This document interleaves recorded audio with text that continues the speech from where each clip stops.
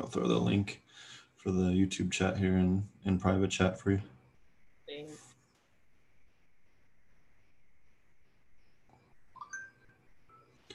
Hey everybody, welcome to Growing the Fishes podcast, episode 183. Today we have Candice Evans joining us. Thanks so much for joining us on the show. Hey everybody, welcome. Thank you so much for having me, you guys. I'm honored to be here. This is absolutely monumental.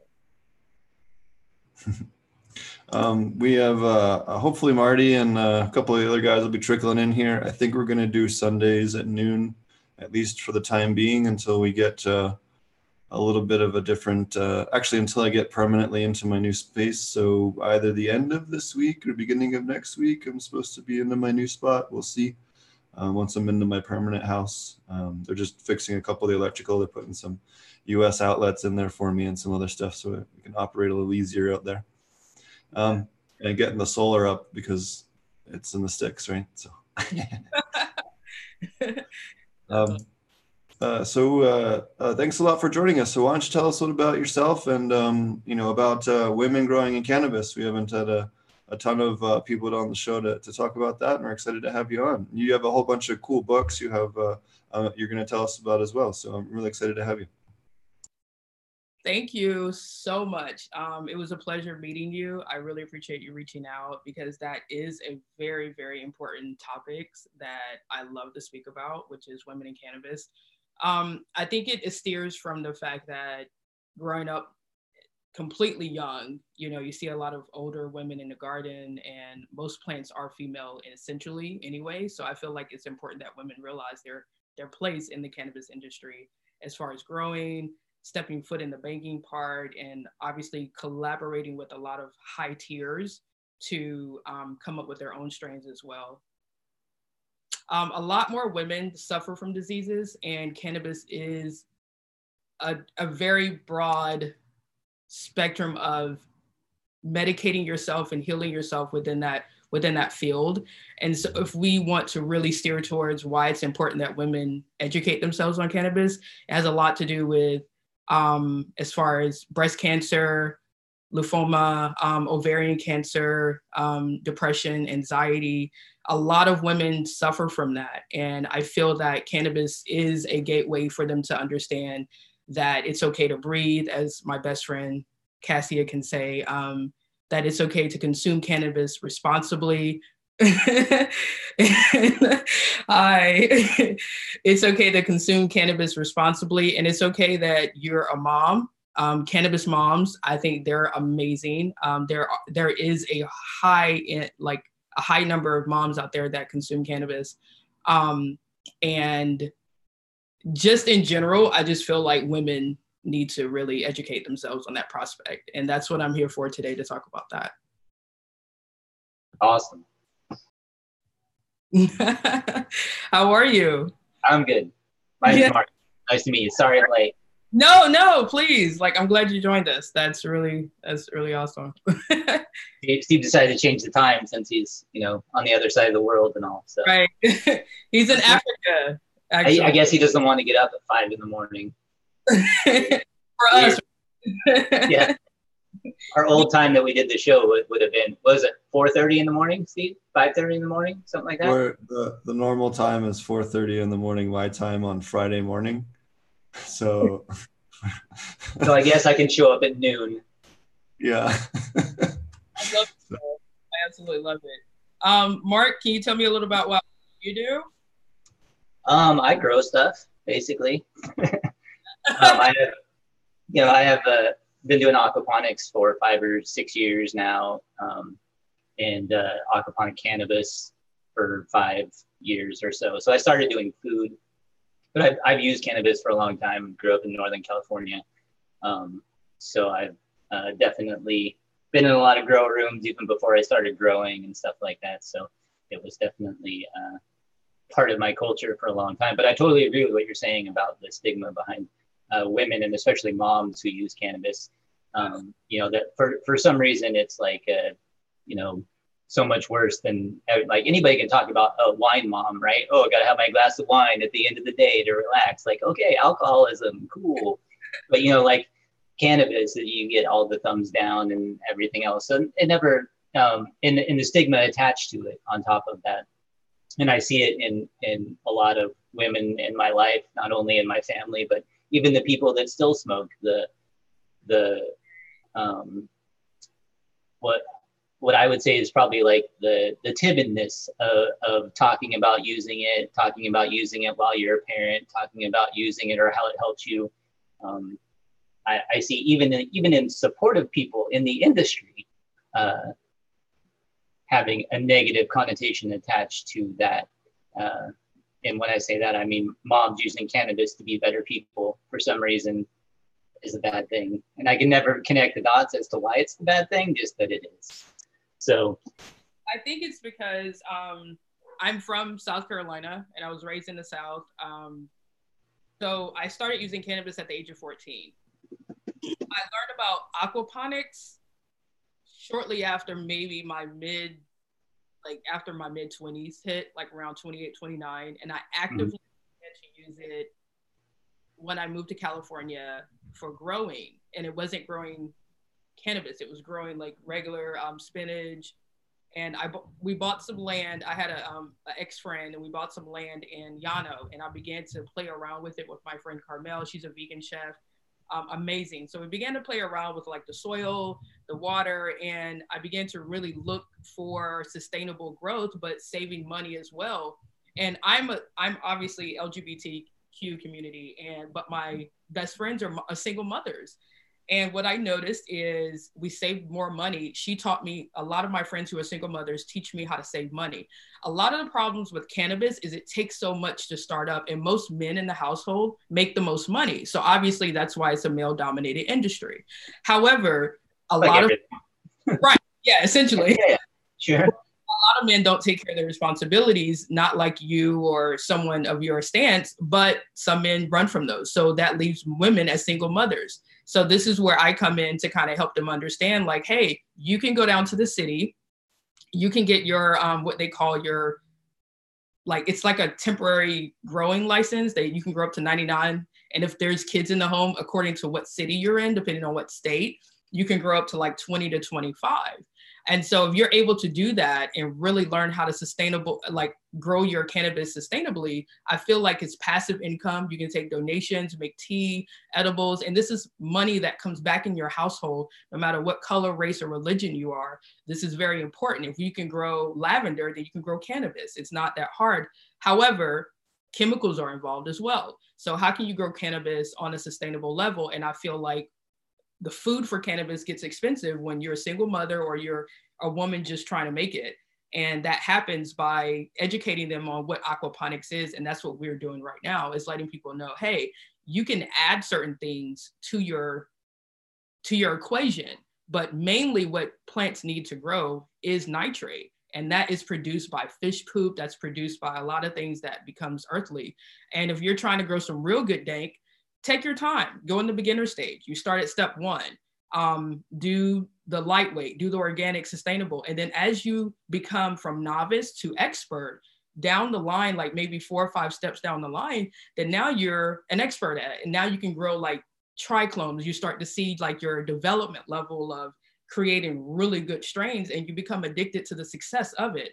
And that's when you get into, okay, let's try this, or let's try that, or let me chime into people like you and Dave, who's doing podcasts like this. Let me watch this and see what I can add to the equation sustainably to help this out. I think that's where it's really important that we come in and educate people upon what's going on in aquaponics.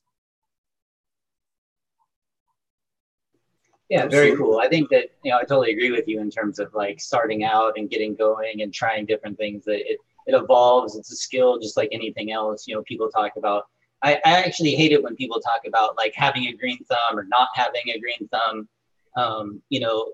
Everybody fails to do just about everything the first time that you try it. And so I think that whether you're dribbling a basketball or you're learning how to grow a plant, it takes repetition. It takes time. It takes those reps to see it happening differently, turning out differently, and making different decisions and learning from those and part of that process. So I totally agree with you that, and maybe that's part of the you touched a little bit on it being expensive to get started in aquaponics or different things. And I think that it can also be a slightly different learning curve as well, though, where it seems more intimidating. Whereas once you get through it, it's not that big a deal, but there's always those next level things that you can go to. You're like, okay, step one, I can grow a plant. It's physically growing and it's green and it might be in veg, but okay, we made it this far. Now there's the next thing, like you talked about. Once you get to where you can grow plants, now you can be like, oh, well, how can I get them to grow better or faster or taller or bushier or get more yield or have more trichomes or have more strains that I like or have different strains, or maybe I can do breeding. There's so many different things that you can get into that it's an entire scope of skills that you can get to eventually, but they all start from the base one. So that's really where you got to start out for sure. And I think I do let women know that collaborating with hydroponic stores, most of them, I would say, are well educated, chime into podcasts as we're speaking about, I think that's really important as well. Finding out what works, like worms, if they're like, hey, I don't want to use this chemical, worms hold a substantial amount of cow mag that you need, like that's a replacement for it. As far as nitrates, the fish poop holds that. As far as like the potassium, red worms are really good for those. They're really hard to find. I'm not quite sure if Amazon has a really good rapport on carrying them a lot, but a lot of times they do run out. Not the regular worms, they're red worms, and they come from Uncle Jim's is really good as well, if you're looking for worms for your aquaponic system. Yeah, Uncle Jim's Worm Farm delivers globally, pretty inexpensive, and they pretty much always have product. The other places you can check are local farmers markets. A lot of times you'll have at least one worm guy that shows up there, and that's usually the cheapest place to find them. You can usually get like a pound of red worm castings for like $5 to $10 a bag, whereas probably a little more expensive to get them online. So if you can find them locally, that's great. But if not, is it Uncle Jim's or Earthworm Jim's? I forget. It's one of the two. It's Uncle Jim's. Because I always remember it always the logo almost reminds me of Bubba Gump for whatever reason. The Bubba Gump shrimp company. Yeah. So it does look a lot like it. You're right. I never thought of it, but it does. The other worms that we really like for aquaponic systems are black worms, which are normally sold for the aquarium trade. They get down into those anaerobic zones and the sludgy areas in the very bottom of the media beds and help break it up, so that it keeps that system clean. You end up with that little bit of grit at the bottom of the media beds. Really helps break that down, and when they tunnel in there, it helps bring in fresh oxygenated water, so you don't have those anaerobic zones that can flip your pH or other things. So them combined with the red wigglers are a great combo. I think because black worms are, you find essentially earthwise, you find more black worms in like marshy areas, like swampy areas deep down. So if you're a nature person and you want to get closer with nature, I mean, you can get them free by digging in swamp areas around the months of starting spring, actually, from like they bloom in spring around April, and they'll go all the way to September, October. You'll find in the wintertime, it's really hard to find them, but in the summer, they come out. You just have to be careful when you wild collect them. You want to try and get at a place where there's not fish, if you can find a straight marsh, because they can often carry flukes, the eggs for flukes in their digestive tract. So you can introduce pathogens with wild harvested ones. I used to wild harvest tubifex worms all the time in New Jersey for my aquarium fish. We drive over and there's a nice patch of forest that just had like this boggy, marshy area, and there was no fish or anything in it, but it was just wonderful marsh, and we just hike in and had our little collection spot. You go and you throw some wheat meal down or some rice bran or something, and wait half an hour, and they'll come right up after it. Yeah, they all come up to grab it. In the South, that's when we used to play in the woods. That was the biggest thing. You find the best black, and they were so beautiful, the black worms. And what I noticed is they were so rich in nutrients, which I didn't know until I grew up and began to research them quite a bit.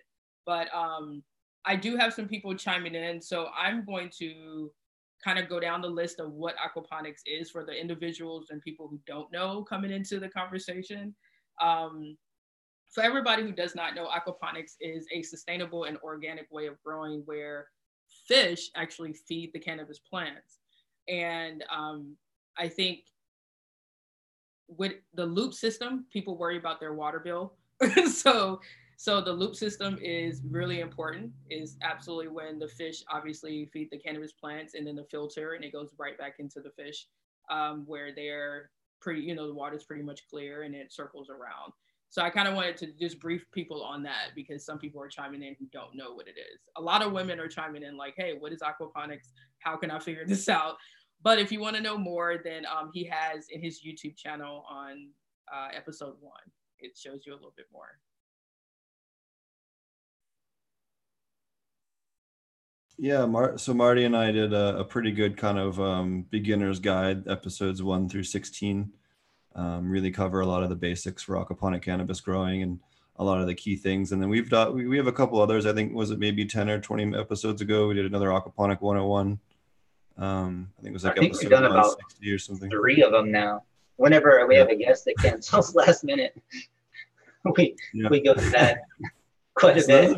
So I think we've done 2 or 3 of them.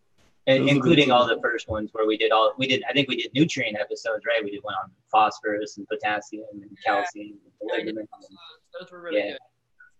Those were awesome. So there's all the nutrient ones are on there too on the first one. So if you guys are interested in checking that out. And then all the specialists we have from all the different guests that Steve has lovingly brought to us, you can start to dial in those extra things after that. You know, we have, you know, if you want microbes, you can, you know, Elaine Ingram and Jeff Lowenfels and all kinds of different people have come on, people that I consider experts in their field, and being able to learn from that. And when I say experts, again, I'm talking about not self-proclaimed experts like I've done it 3 times and now I know everything about it.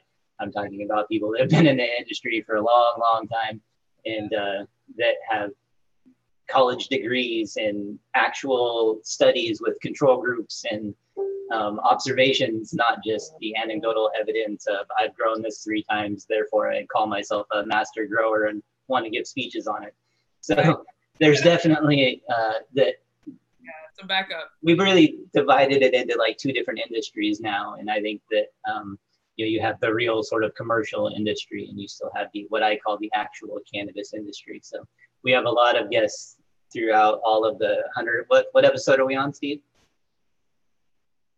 100 and something. 183. Yeah.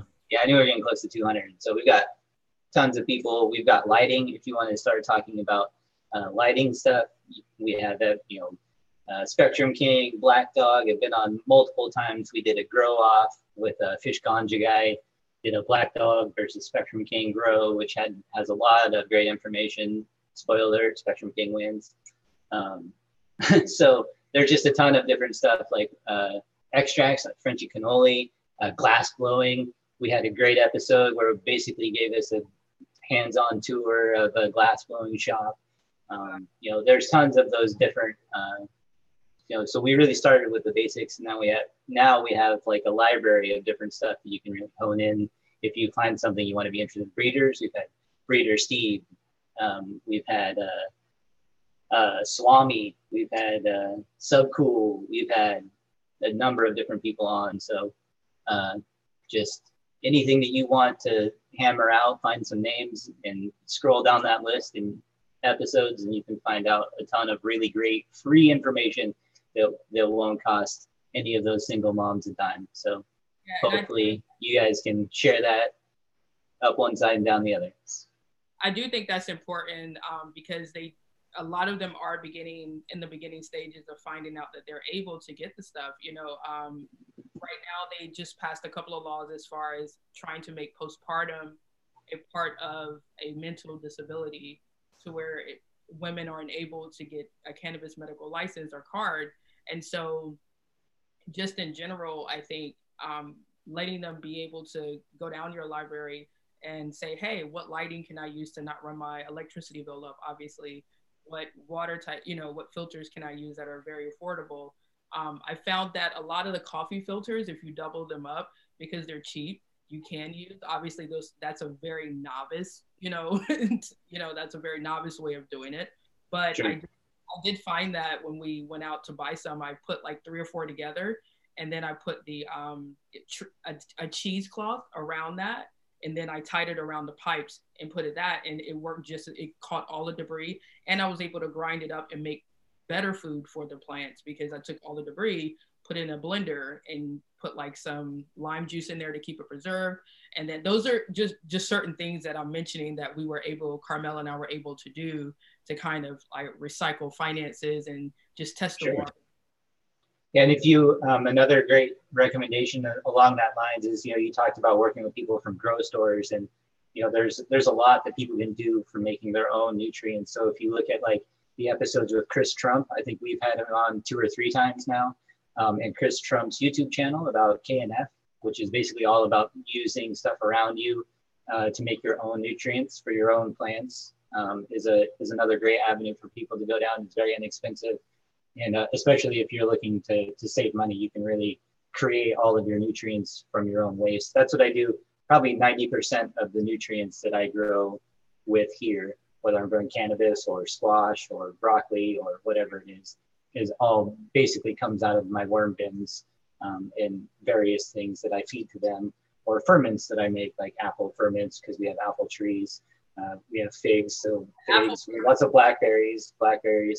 But pretty much whatever you have around you, like blackberry bushes are one of the ones that are overlooked a lot because they're everywhere, and nobody cares if you want to come cut some down. But really, in their different stages of growth, you can take most of the nutrients that you need throughout the year off of them. Whether you're talking about the little green tips that you can cut off on new growth, and you can make a fermented plant extract out of that. That'll give you a ton of nitrogen and growth hormones that will be great for veg. And then you have the fruit, which you can harvest later on and make ferments out of, which will then go back into your flowering plants. So there's definitely a number of different things that you can do. And those would be ones that I would look at. Steve, do we have anybody other like KNF people? I know Josh has done some stuff, right? Yeah, and Eric Weinhardt was on as well. I think I missed that episode, but yeah, any of the KNF stuff, the Chris Trump, Eric Weinhardt, all those guys are great stuff. And it's really revolves around sustainability and saving money, making your own nutrients.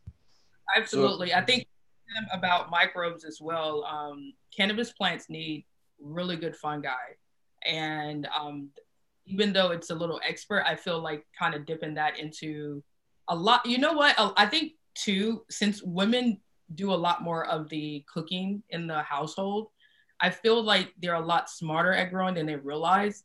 They just don't know the ingredients of the food aspects of it.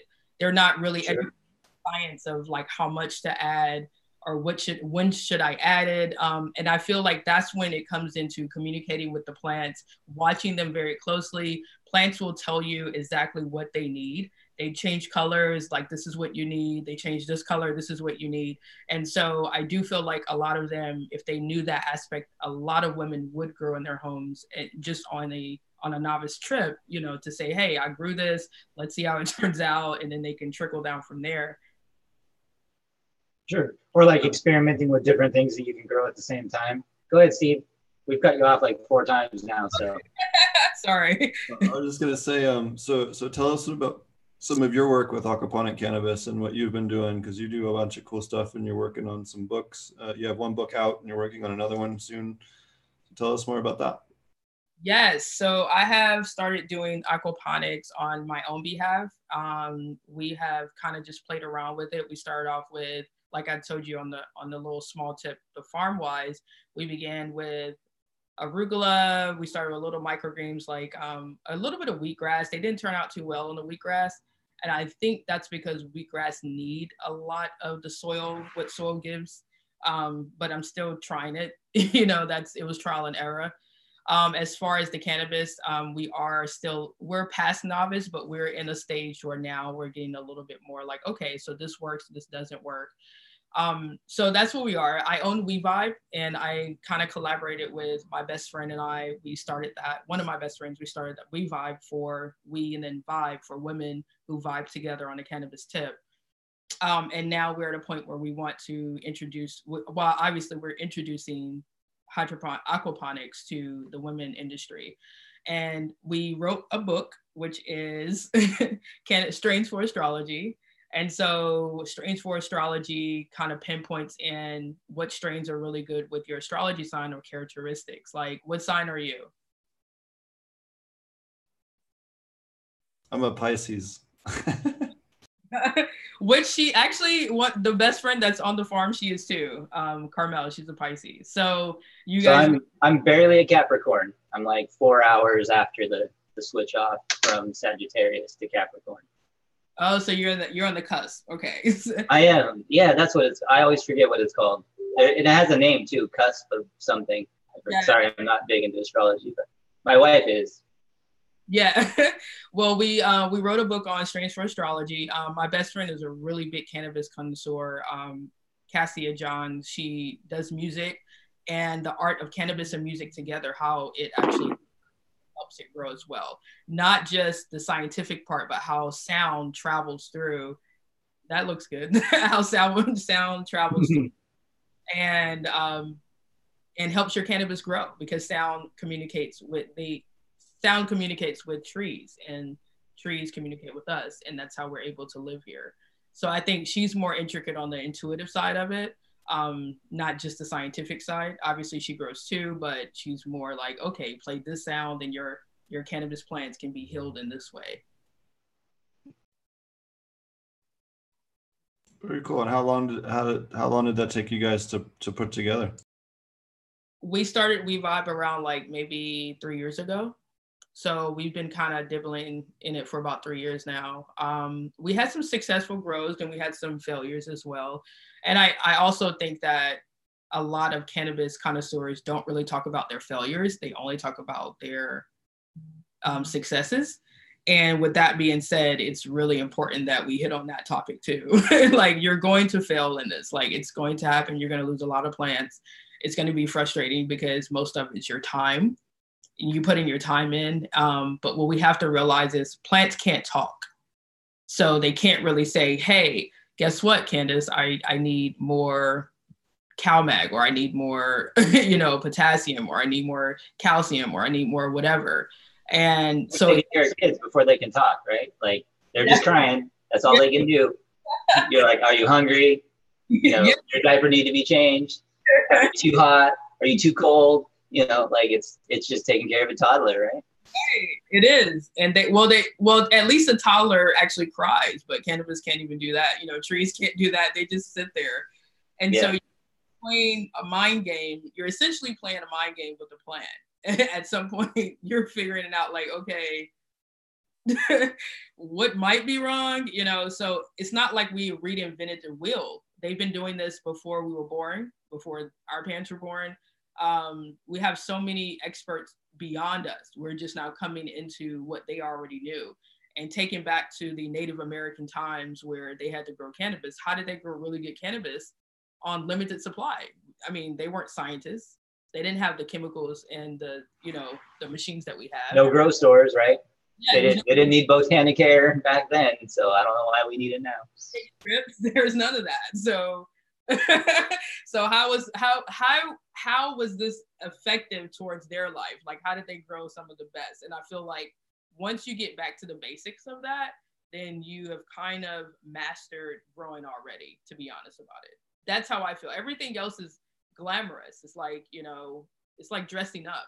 You put on a suit and it's like, you look good, but now you have to do your nails, your hair, So we dressed it up. That's all it is. We put a big glamorous ball around it, and it was like, oh, you can make it look like this, you can make it look like that, right.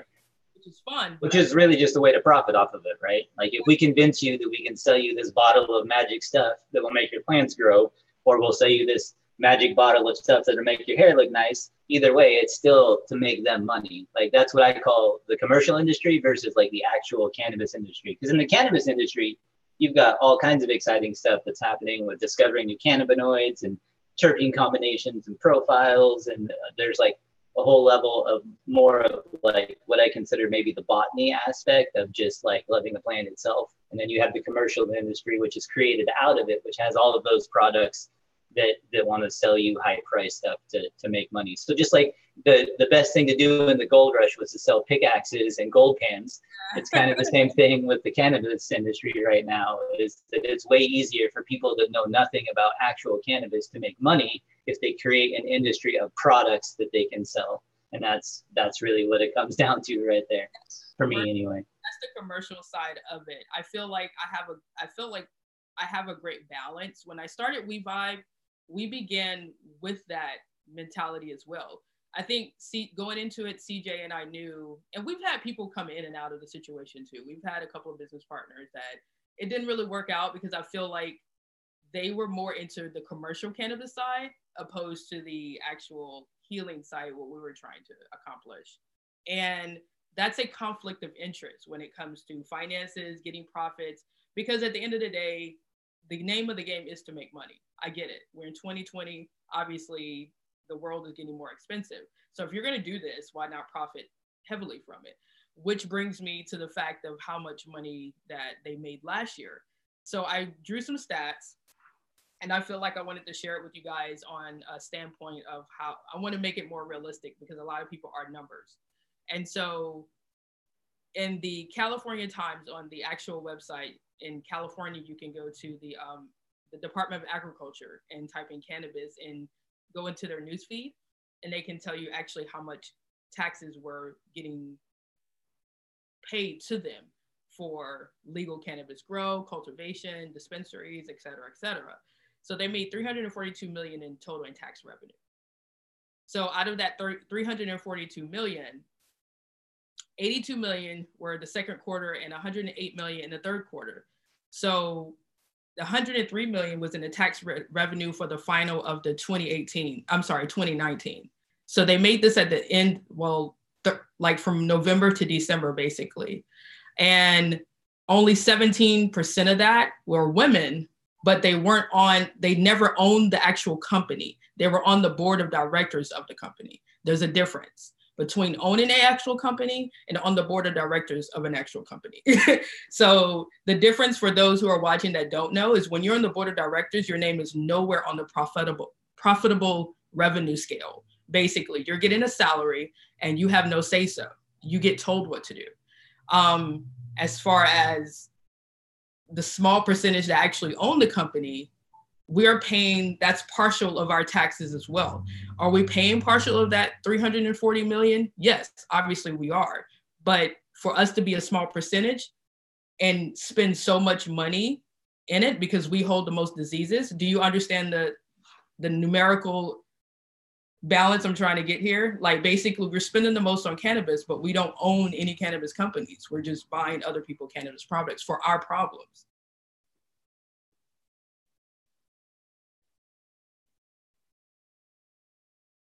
So I think that's a really big thing of why we've kind of went into educating women on how to get your foot in the door and collaborating with individuals like you guys to watch these videos, learn a little bit more, and really step in and find out what can you do. Laws are accessible to you as who you are and whatever's wrong with you. Some people suffer from MS. Multiple sclerosis is predominantly in a woman disease, and that's really big. Bone disease. It's a number of things that we offer that say, hey, you can grow your own organic weed and heal yourself pretty much. I mean, not heal yourself, but help your situation. And yes, essentially heal yourself. Get effective medication without the pharmaceutical cost. Right. Also, that's one of the popular things on many different ailments, like even just all the way down to just lotion for things like arthritis.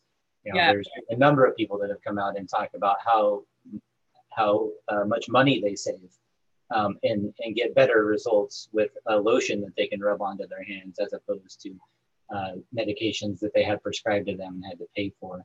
That saving literally thousands of dollars a year by switching to cannabis and getting better relief. So it was like, a win-win. And I think that's ultimately what what the business people are afraid of in the pharmaceutical industry. So I think that there's another thing to remember is there might be, two separate industries. And for someone like me, maybe I don't necessarily relate with the commercial side of things, but it doesn't mean that compassionate people aren't needed in that space. If you have experience in business, guess what? There's a lot of weed growers that don't have experience in business and may not even know what the function of a board of directors is. And a lot of times those people that come out of, say, the black market, where in terms of business, it's been relatively simple, right? Like you grow what you can, you pay your trimmers, you sell your product, and you keep what's left. And to them, that is business, right? Like that's the extent of how far it went for them. And now things get way more complicated once you get to a certain level. So, don't think that just because you don't know anything about growing weed doesn't mean you can't get involved with cannabis. Like there's a whole industry that you can get into as a lawyer, as a CEO, as a CPA, there's a whole industry that includes a number of different professionals that you can get involved with. And maybe you're not going to be a grower right away. Maybe that's your long-term goal, or maybe you just want to do something that you feel like, is more beneficial to patients. Like maybe you're somebody who's like a nurse practitioner or something, and you can just start becoming an advocate for cannabis in your own space where you're at, and not necessarily have to change everything. But we need everybody on board. We don't just need people to grow. It's great to grow for yourself, and if you've got the means to and the desire, then great. You won't find a more welcoming community than cannabis growers, and aside from the haters. So we'll see how that goes. They're always out there, but I do think that because there are multiple industries to get into, it's a common misconception that you have to know how to grow it to be involved at all, and it's just not the case. You can switch over, and a lot of them are making a lot of money, paying good wages, having good benefits. there's quality jobs in that space too. Right, and I think like you were saying, you don't have to. I do feel like there is. I do feel like there is there has to be some sort of understanding the cannabis industry though, because what happens is a lot of individuals will go in the cannabis industry and want an instant profit in a certain amount of time. And that's unrealistic like growers know that things happen. It takes things will happen. Sometimes you'll grow 100 plants and you're like, yes, we're almost there. And at the last 2 days of the plants, something comes in and completely wipes your whole fleet out. And it's not the end of the world, because when you went in it, you do understand this is what happens. It's a plant.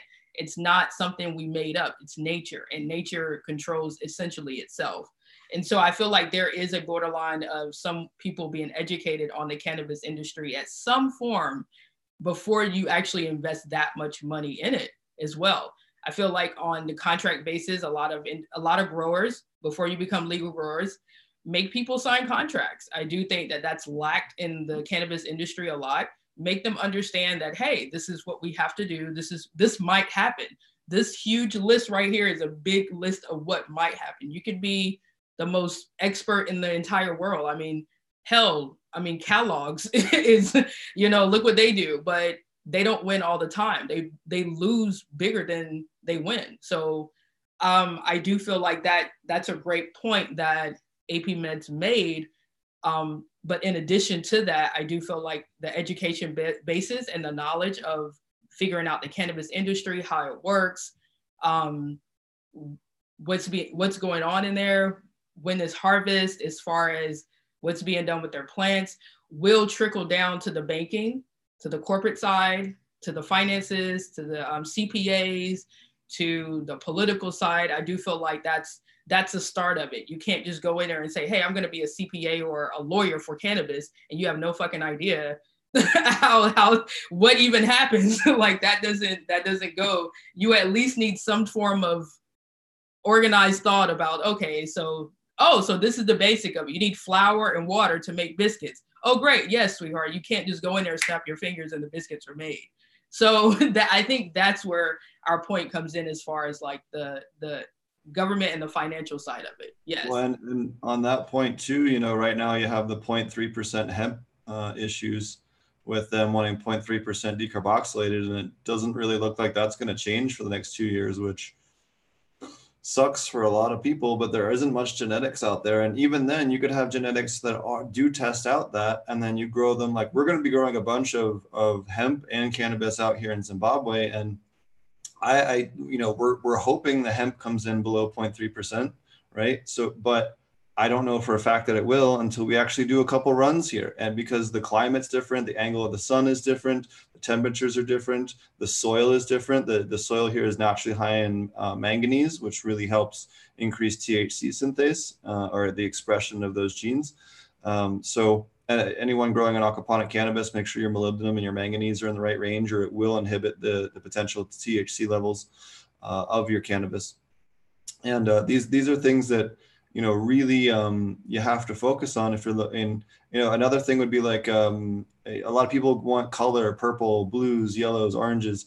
If your molybdenum isn't dialed in, and to be honest with you, even into a slightly toxic level, we've talked about, running at 1 to 2 ppms before in multiple episodes. But when you have these high molybdenum, and actually the plant will produce extra anthocyanin to bind that extra molybdenum to pull it out of its tissue. And you can actually use that to exploit that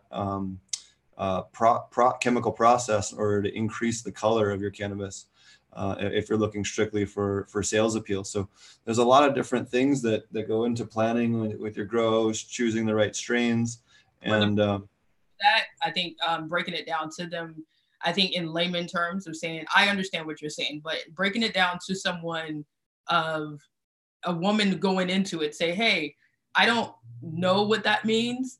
You can kind of say, hey, okay, basically what I'm saying is use X, Y, and Z on Monday, Tuesday, and Wednesday, and then make sure at this time or check your PPI levels. And this is the device that you use to check your PPI levels. Those are novice situations that, helping them understand that you're right. Everybody sees the colors. Like they want the blue and the greens. They're like, oh my God, I want my stuff that looks like this. So on the black market and even in dispensaries, they come in with this fictitious amount of knowledge saying like, hey, I saw a red and green bud. Do you have anything that looks like that? And it's like, normally you don't get that. And if you do, you have to specifically go to the actual company who has a trademark in that or who has the patent for that seed. But for the people on the regular basis in the community, absolutely not. A lot of individuals don't know that. So to everyone who's watching who is not aware of what he's talking about, there are videos of his podcast where you can actually go back down and figure out what he means by that. So we're talking about some of the micronutrients that are often not found in the proper ranges in aquaponics, and you don't have a lot of other people that actually there's a lot of armchair experts in aquaponics, and they just don't understand the chemistry on it, and that's perfectly fine, but they shouldn't go out and anyways. So in layman's terms, if you're having problems with your lettuce production, so you have a red lettuce, this is a very common issue, having done lots of vegetable production, and you have red lettuce and it doesn't come in with enough it's not coming up red, it's not coming up purple, or maybe your broccoli isn't coming up purple, your kale isn't coming up that extra color. You can get sodium molybdenate, which is a micronutrient, and you can dose that in very small levels. I'd have to look it up real quick on my charts here. I'll pull it up while we're talking, but you can dose that in very small doses to actually fix that problem and increase your molybdenum levels, which will help with that anthocyanin production, and then you'll have your lettuces back. So I got the chart pulled up here. Let me just scroll down. So if you're looking for a good dose for molybdenum, just to help everybody out since we brought it up, you're looking at around 0.2 grams per 100 gallons in order to increase that to the levels that you would normally want to. If you're doing a large system, so 0.02 grams per 100 gallons. And then if you're looking at 1,000, you're looking at right around 0.2. Yeah. Thank you for breaking that down for individuals. But I think that's, you'll probably hit that issue when they begin to grow on a mass scale like you grow. You guys grow on the commercial level, so that does make sense for them to, as the more you get into it, the more it actually makes sense. On our level, we try to keep the level down to growing 10 to 20 plants, something sure. Control in their garage or their home.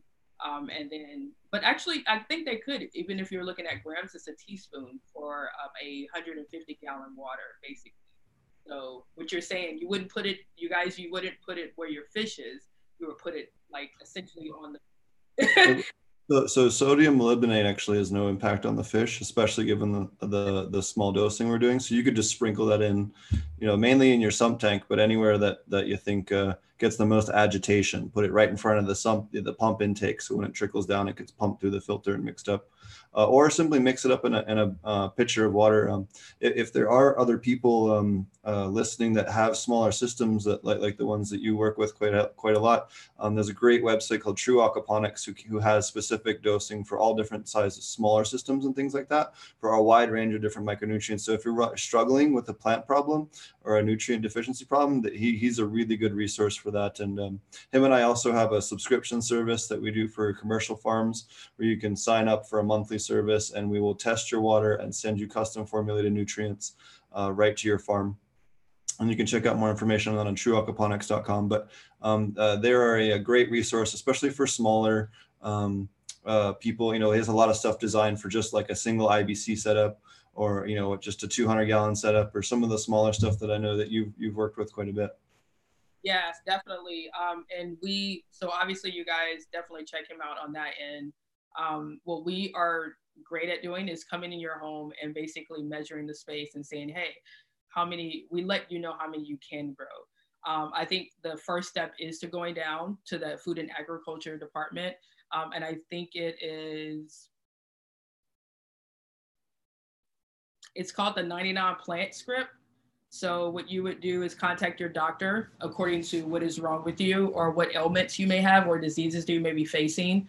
Contact your doctor and let him know that you're really wanting to medicinally grow your entire fleet of what your medicine entails.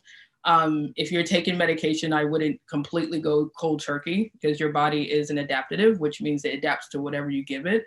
And so that being said, you can make yourself more sick by just going cold turkey. I would kind of wean yourself off of it. And after you begin to grow, then you start to, consume your own product, and then you wean yourself off of whatever medications you're on.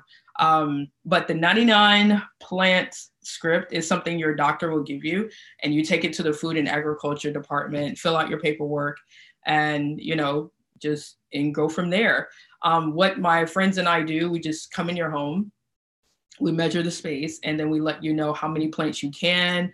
We give you, a list, and then it's up to you.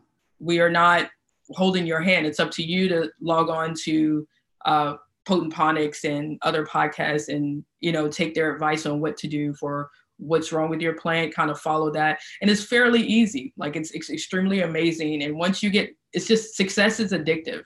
Once you get a successful fleet, it is. Success is one of the most addictive drugs that we produce ourselves mentally and emotionally. So once you get to a point where you're successfully growing and producing amazing product, you just get higher in the food chain. And then that's when you chime on to Potent Ponics again to say, hey, I want to grow 20 or 25, or hey, my plant looks weird. It's starting to turn orange. What can I do? And most of the time, there's always answers there for you.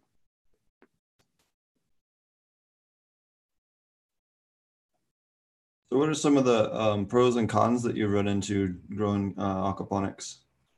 Wow. Recently, and secretively, we ran into the fish. So the type of fish that we decided to do, I did a dual tank.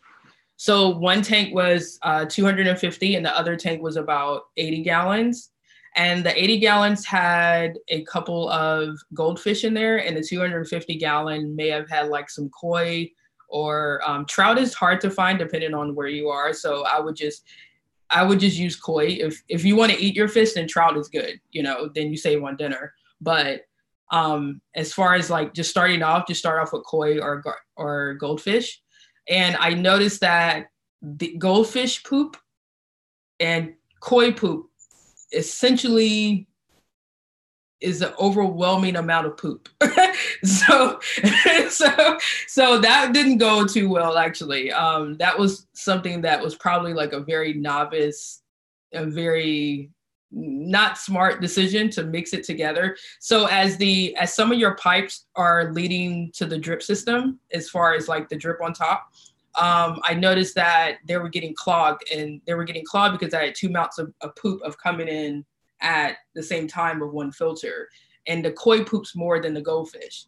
Their poops are bigger, actually. So the clog is what I was running into, more or less. And I have a friend, we're in his garage, and I have a friend that's actually helping me through the process too, as well, as I'm growing with time. But even he was like, we probably shouldn't like collaborate the goldfish and the koi at the same time. We should pick one fish and not a collaboration of fish. Yeah, and tilapia are also another really great choice for people that are a little more bulletproof. Trout definitely can be a little bit finicky sometimes. But tilapia are really wonderful. Although you do have to watch your legality, especially in California. It varies widely from county to county. So, and the counties where it can live in, it's legal, and the counties where it can't live in, it's not. So it doesn't make any sense. Tilapia? Yeah. I don't think that California just has finicky. You just have to go on their website. I think it's safe to say that you have to check their legalization page like every other week or something, because there's something always changing. Some of the other cons that we ran into, obviously, is during the flowering stage, which is very, very hard to decipher. Sometimes when the veg stage is the most fun, like you have an amazing time during the veg stage. But what happens is, in a short amount of time dealing with aquaponics, your plants are ready to transfer into the veg stage. So for people who don't know aquaponics, the turnover rate is extremely fast. So what we ran into is overcrowding. You're not, just like you would do it in a soil base, you would have your separation and make sure they had enough room in the greenhouse or your indoor. The same has to happen in the aquaponics, which we did not expect. And so that was another novice mistake that we obviously made. And so the overcrowding was just a little bit too much, pretty much. They do need some space, obviously. Yep, just depends. And then also balancing your nitrate load. If your nitrates get too high, you'll end up with inhibiting your cannabis growth. It'll stunt the flowers, and your plants will stretch quite a bit if you have too much nitrate. So if you are a beginner to aquaponics, make sure you don't get your nitrates too high, especially in flower. Really can be quite the problem if it's too high, for sure. No, and that's pretty much what we are. I think we're really, really simple with it. I don't think we try not to make things too complicated, especially in the fact that we're still growing, and there's nothing wrong with that. We're making all the mistakes that we can make, and so we become better and better. Watching some of your videos, I really did educate me on when to kind of flower, how to separate the room on flowering, because a black sheet probably wouldn't go well. I think just having a blackout is really important, of transferring between the veg and it's a lot different than the soil. I can say that, because they rapidly are growing so quickly. That's the problem. So with soil, you have time to prepare your mix-ups and your fuck-ups, but in aquaponics, you really don't have that much time to keep doing that. You have to really understand, like, oh, okay, so this is what's happening. Let me rapidly have this, fix after that. So absolutely. Let me look back at our notes here. So what other aspects do you consider when you're working on some of these residential systems? Is it factoring in ceiling height, or what are some of the different things that you have to think about? I'm sure weight support is an issue too in some of the Cali homes, eh? Yeah.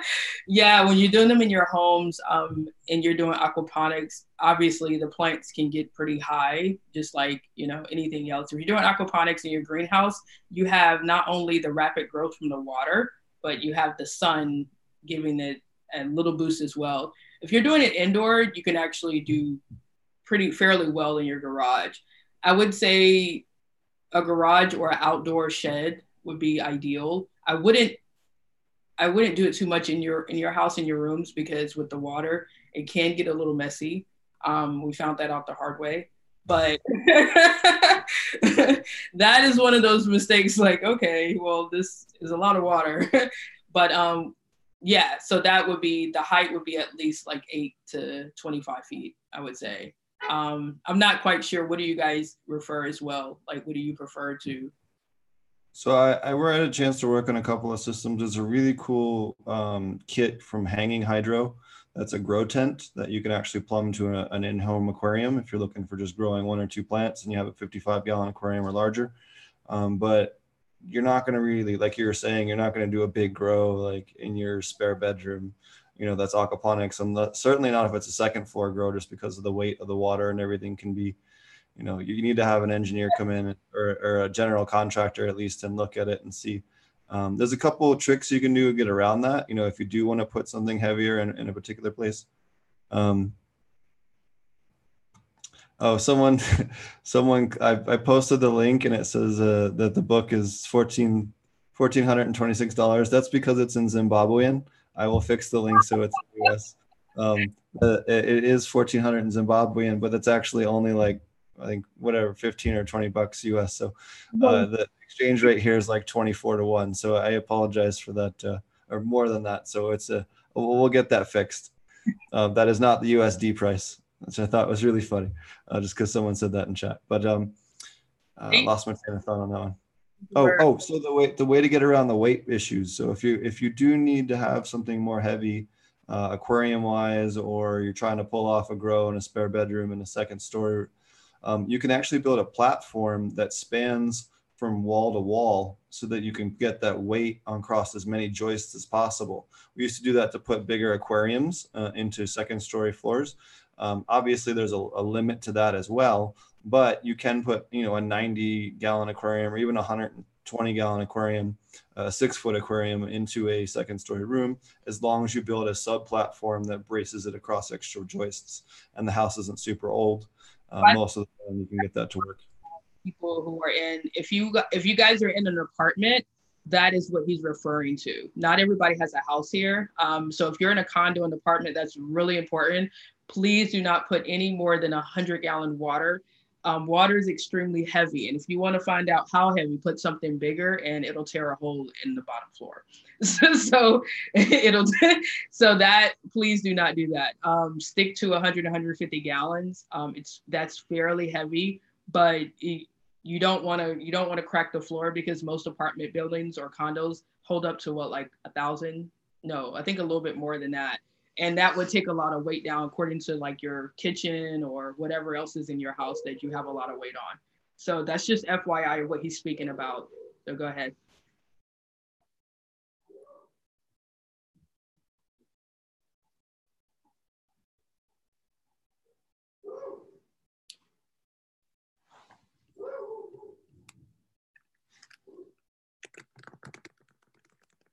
Oh, sorry about that. Oh, I didn't realize I was on mute. I've been talking to myself. I said I was just trying to fix the No, it's okay. get the proper link on. Yeah, it's is there anything that anything else that you've learned getting started growing aquaponic cannabis, or is there any other pointers you have for people getting started? Yeah, we've learned a lot actually, but I think it's just too much to say, obviously. You know, your videos pretty much, you guys, anything you watch in Ponics videos is pretty much what we've learned from episode 1 to 30. So 30 being, I think I watched 30 or 34, I think it was, where you were speaking about the deficiency in the flowering stage and what can happen if you're not aware of what to give them. And that's more or less you guys just watching a video and kind of going with the flow. We specialize in going with the flow as well, but what we really specialize is building out the space for you to make this passive income. That's what we're more educated on as far as getting you started. And then, like I stated before, after you get started, we're good at stage 1 through 5, and then after that, you're pretty much on your own. Where it's it's up to you to learn by yourself as well. So I think that's really important. I'm not really a person that holds people hand during the process. I think it's really important for them to fail and, you know, the ups and downs of it. A lot of people want to go into it and say, hey, I just want to grow really good dank so I can so I can smoke. And it's like, well, that's not gonna happen right now. Sorry. So it's gonna happen eventually, but it won't be today. Like maybe. Well, you can definitely have a decent run your first grow, but you know, I remember how proud I was, and I harvested that plant too early, and like it wasn't anything particularly great to look at, but I was so damn proud of it. And in looking back at some of even the early aquaponic stuff I was doing compared to what we do now, it's just so night and day. So make sure you document that so you can see how far you've come from where you began and everything else, and you know, can observe your own growth. Our first grow is really good, but we use soil, and then in the aquaponics, a lot of issues went to play, and now we're a little bit more educated on what to do and what not to do, especially in the space. It's really hard in the veg stage. I think is the most difficult because you're transitioning from, you have to do a flush. Now a lot of people are like, well, how do you do a flush with aquaponics? Isn't that like the purpose of it? And we do a clean flush, which we switch out the filter. So you switch out the filter to the other tank where there's nothing in the tank. It's just water running all the way through and flush it out. That's kind of essentially how we do our flush. I don't know if you have any other advice towards, like, do you do flushes or do you just kind of transfer it out to another? So the only thing we'll do as far as flushing is maybe the last 2 or 3 weeks of flower we'll dose with just a sugar water. It's just to power, you know, get those microbes to really power through any soil, any nutrients that are left in there.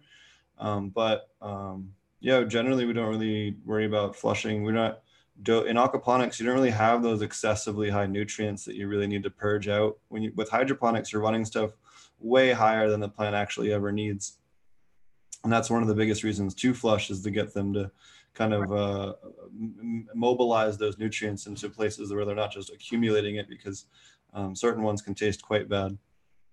No, yeah, that's really good. So we'll try that. You know, we'll try not to flush next time and see how they turn out. What we did this last time is we did do a flush. We just switched out the filter and we did straight water. And then we transferred into the other fish tank of the koi and was like, okay, so let's start it all over again. And then we transferred into veg. So. Cool.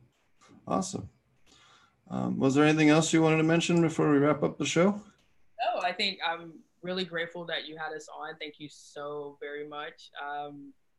And I appreciate people like yourself that come together, and this is the entirety of educating people on what's going on. And thank you for letting me introduce a lot of women issues on your podcast. So I really appreciate that.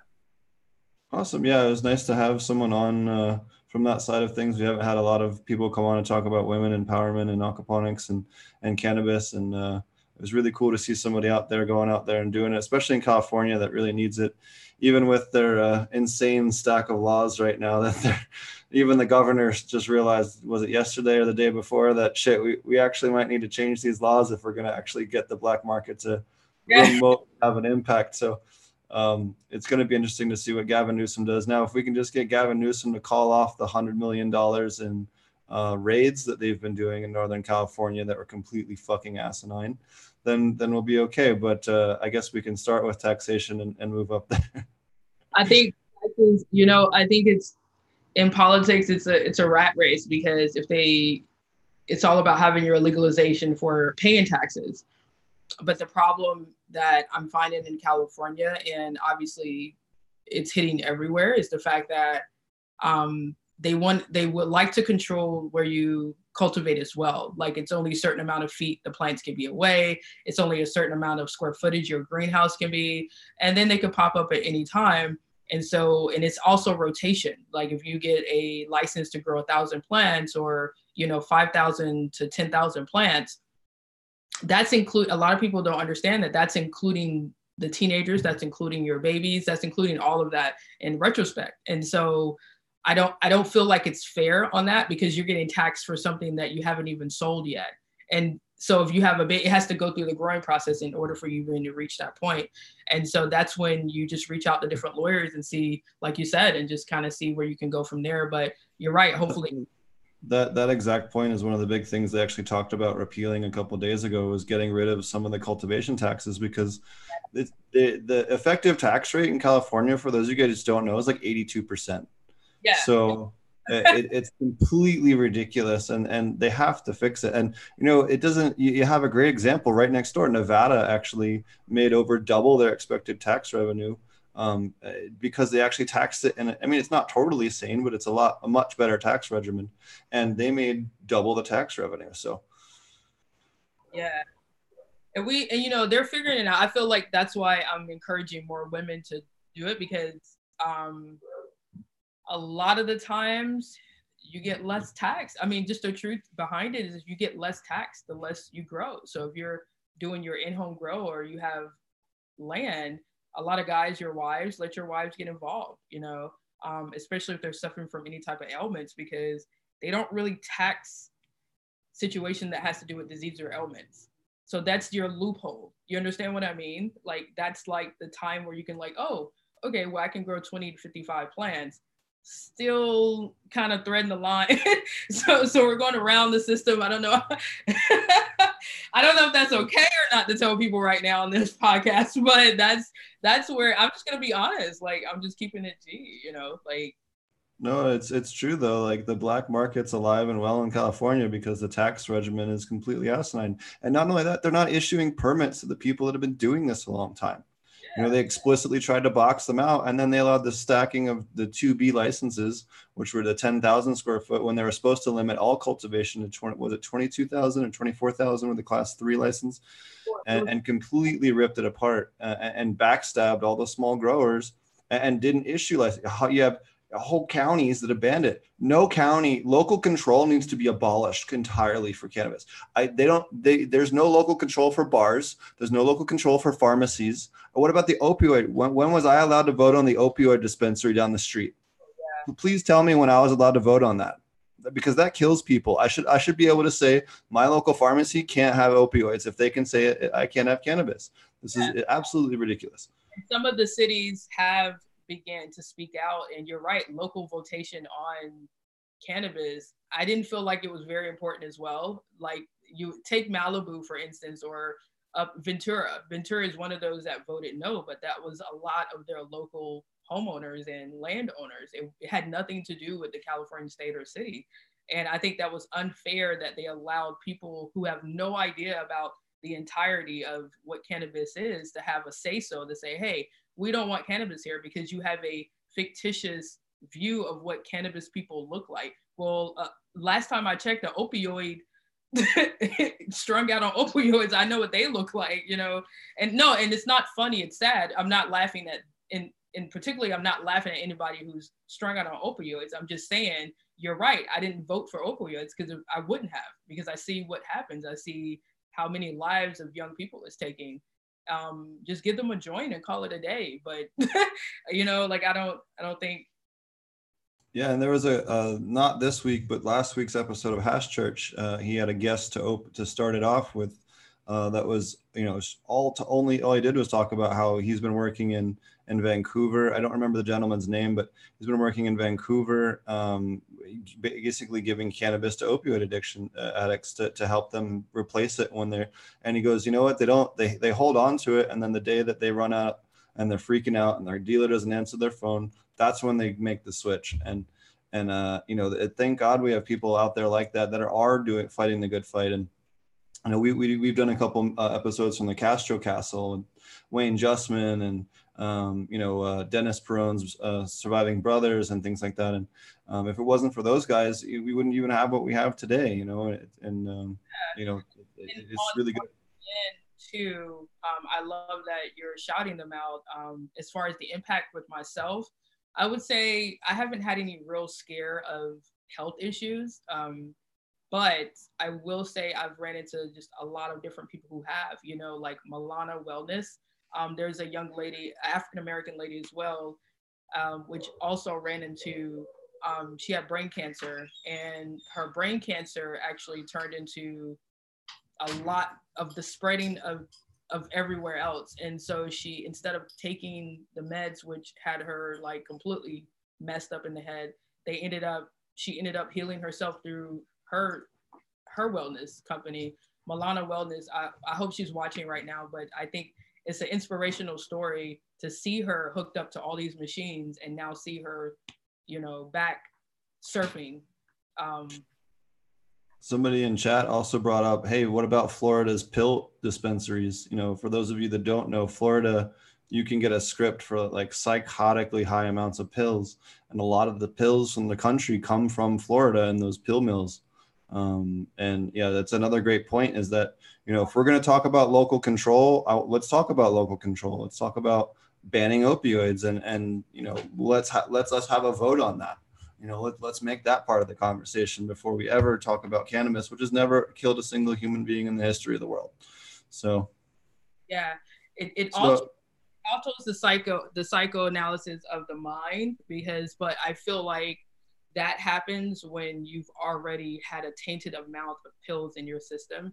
I do feel like there are some type of pills that, in moderation, let me say this, because when you're dealing with mental disabilities and psycho disabilities, I feel like, or psycho issues, I feel like there is a fine line between helping someone balance their life. The problem is the amount of pills they do take.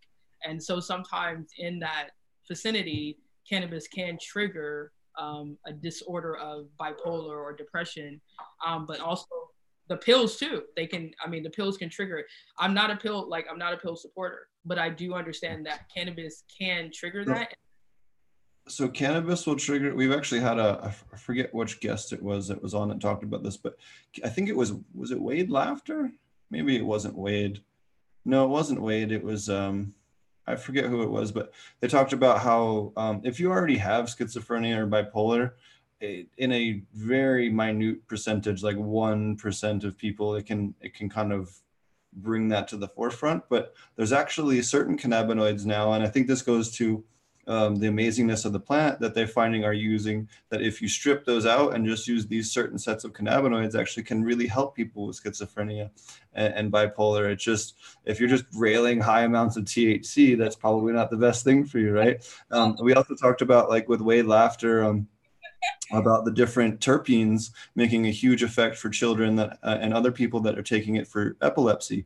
You know, you don't, if you're taking something for epilepsy, you don't want a sativa high in pinene and beta carphenol and what's the other one? Terpinolene. Those are really racy. Those are going to cause an increase in seizures. And you're not, even if you take that with CBD and THC in a 1-to-1, you're gonna have seizures or have more seizures. But if you take it with, and he talks about the different ones, I don't remember the exact ones, but there's other terpenes that if it has those in it and not the 3 that I just mentioned, it will actually really help people with epilepsy, and even people that didn't respond initially with cannabis. They're finding certain terpene combinations can also greatly help reduce those seizure potential. So there's still so much we're learning about this plant science, that, and going down the rabbit hole, that I think that, you know, you're going to see different, you know, parts of it broken out into, you know, different types of health related issues. Absolutely. I do feel like you're right. The betaine part of cannabis, I think they found in certain parts of teas as well. So you guys, it's not just cannabis. It's, if you're already schizophrenic, you're not going to drink certain things. You know, I think it comes with health as well, is educating people on what's wrong with them and what foods to stay away from. A cannabis plant is not an alienated plant. There's sister plants out there. Lavender, they found that lavender and cannabis plant shares a lot of similarities. A lot of different teas and exotic plants, herbs, a lot of exotic herbs share the same bio as a cannabis plant. We're just unaware of it and uneducated about the situation and the science part about it. Just because you see cannabis and there's so much hype around it, it's a mental hype. That's like saying, oh, well, you go outside on a Friday and this is going to happen. After so many years of hearing that, you're always going to believe that. It's like the telephone effect. You tell one person and the story switches all the way around. That's not true. A cannabis plant is a regular plant. There's other sister plants like it. It's the veg stage. If you was to drink a cannabis leaf, it would just do the same thing as a lavender plant if you put lavender in your tea. The veg stage, letting a cannabis plant flower, it's a transformation that what makes it the active from psychoactive to non-active. And I think that's where people get it all twisted. There are plenty of herbs and teas that we drink that changes our alteration of our mental as well. So I'm really trying to take away the stigma of it being a cannabis plant and just calling it just a plant. Cool. Well, is there anything else you wanted to say here to wrap things up, and then tell everybody how to find you and your books and stuff? Yes. So you can find Strains for Astrology. We're now iBooks, thanks to Apple. Thank you, Apple, for participating and cooperating finally. And we are in Kindle. So Strains for Astrology. And its characteristics. It's a basic book, you guys. Don't go into it thinking like, oh, it's my moon sign, what's my sun sign, what's my rising. I did basic characteristics, and a lot of the characteristics I think people find within themselves that, hey, I'm an overthinker and I'm a creator. What strains are really good for me? And then obviously on Ponics, I support this guy very much. So follow him, and he follows some of the most amazing people as well. In the back of my glossary, I do have seed banks. They are offering certain percentage off for their seeds, especially if you let them know that, Strains for Astrology, we vibe, WEEV as in Victor, IBE _ on Instagram. If you let them know that we referred you, they actually would be more than happy to offer you a discount because they're in our book. So we really appreciate you. Thank you so much for this opportunity. Awesome. Yeah, and I appreciate you taking the time to come on and join us. So I'll do like 2 minutes on what I've been up to. So we've just been getting everything running out here in Zimbabwe, and getting our, I feel like every time we get all of our seed paperwork sorted out, they give us a new one, but I think we're finally done with all that this week, which was good. And then found a really awesome high pining sativa, which was really cool. So we're going to work with that a little bit and see what we can kind of pull out of those, which is super, super stoked on. And then got a chance to travel around and see some farms. No one would let me film yet, but I will get some opportunity here in the next 2 weeks to film some local stuff. They have to be careful about their legalities and stuff. So we might trickle those out maybe on a little bit of a time delay just to protect them. But we'll have some of that, and then we should be planting here in 1 to 2 weeks. Fingers crossed. We're just finishing up irrigation and everything that right now, setting up our some stuff for ferments and some IMO collection. I already started IMO collection actually, so working on that, and then just getting it all going. We're gonna have some aquaponic greenhouses, and we will be transferring into that. And then actually got an invite from the guy that has the largest aquaponics facility here in Zimbabwe. I went and hung out with him on New Year's Eve, him and his brother, really awesome guys. And we're actually going to go do a tour of that possibly next week, if not the week after for sure. So that'll be really awesome, just to show you guys an aquaponic vegetable grow out here in Zimbabwe, the biggest one in the country. And then sooner or later, we're going to get down. One of the guys I work with knows the guy that has the biggest farm in all of Swaziland. So we're going to go down and check out, nice, big, giant, ancient cannabis grow from Swaziland. It might, for anyone that's seen, film from there, it's pretty awesome. And Joshua, somebody asked if Joshua Steensland's coming. He'll be down here next month hanging out with me for a little while. So we'll be working on the farm as well. So he was on the last episode or the episode before. So yeah, really, really cool. Excited to have him be part of the project, and just getting everything going, and then working on the book, trying to get the book done by April that I've been working on. So we'll talk about that when the time comes. So I appreciate everyone sticking with me there on that little bit of a dry spell. We had a couple of weeks off, between the travel and my mom passing. Really just took me a minute to kind of get my legs back under me, but we'll be back on to at least once a week show. I have a couple of cool interviews that we're going to be doing that are going to be just one-off interviews that won't be live just because of the time schedule, but we have some other cool people and some that we're going to be interviewing soon in recorded versions. Like we said, we're going to change the format up a little bit this year and maybe have a couple fewer episodes, but we're going to have really cool stuff to show you guys this year. So I appreciate everyone's patience and everyone sticking through. And why don't you tell everybody how to find you again, just in case they caught us a little late. Thank you guys so much. You can find us on WeVibe, and that's on Instagram. It's WeVibe. On Twitter, it's WeVibe, and on Instagram, it's WeVibe_. So just make sure you add the underscore onto there. On Twitter, it's just WeVibe, WEE, V as in Victor, IBE. And I think actually 2 pops up. So we are, obviously, you'll know which one we are. We're only like 2 of us. And my blessings to your mom passing. I remember you told me that, and as we were chatting privately, and I want to send nothing but blessings and love to you and your family, definitely. I definitely understand that that's hard. So in the mix of all that, and you still were able to kind of get to us and let us be on your podcast, which you've gained a respectable amount of people, I still want to show my appreciation. So thank you.